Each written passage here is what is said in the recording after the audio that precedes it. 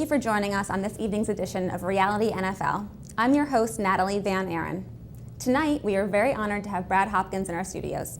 For the past 2 decades, Hopkins has wowed football fans from around the country, both as a Fighting Illini and as a 13-year veteran of the Tennessee Titans.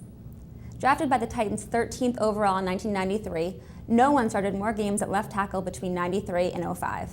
Hopkins' 188 regular season games in those years don't even include 10 playoff games, 2 Pro Bowls, and of course the 2000 Super Bowl.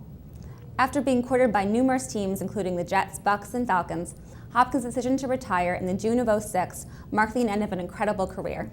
He continues to be missed by fans and NFL players alike. Brad, welcome to the show, and thank you for being here. Highest paid offensive tackle or offensive lineman in the league? It was a lineman. Well, through a 4 stretch there, I was. Lineman. Okay. Yeah, it was a lineman. I just said for a number of years. I didn't It's quote okay. it exactly. It's okay. Okay, so I don't I want to actually be... got eclipsed by my successor. 43 million, huh? Yeah, how about that? Wow, you really did do your homework. All right, Brad. Well, first of all, congratulations. Thank you. I hear that you will be returning next weekend to Illinois as Yes. Player of the Decade. What does that mean to you? You know, it's funny.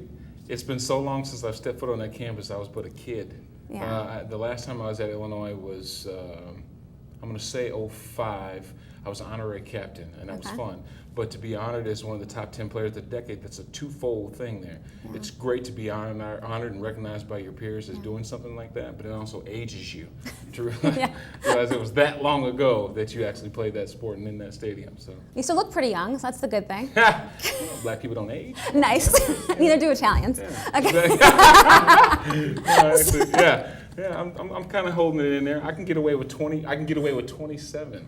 Me too. I really like it. Yeah, see, it works. You know, I'm not one of those people that that like starts clapping when someone cards them or anything like that. Oh, I hug them and kiss them. Absolutely. Now, Brad, we just went over some of the very impressive statistics of your career. In addition to that, you were the highest paid offensive lineman for a number of years in the NFL. Given that, and that you proved yourself at such an early age, what gave you the motivation to still get up and be the best every day? Feast or famine. Okay. My approach in the game was either I'm going to get up and get my head knocked off, or I'm going to knock someone's head off. Okay, and given that, I mean, you were with the Titans for 13 years, as we said, from when they were the Houston Oilers to Memphis, and you even played at Vandy for a year when you first moved to Nashville. That stadium is cursed, by the way, just to throw it out there. How did all those changes affect leading the team? You know what? It's funny the way the things kind of lined up for us.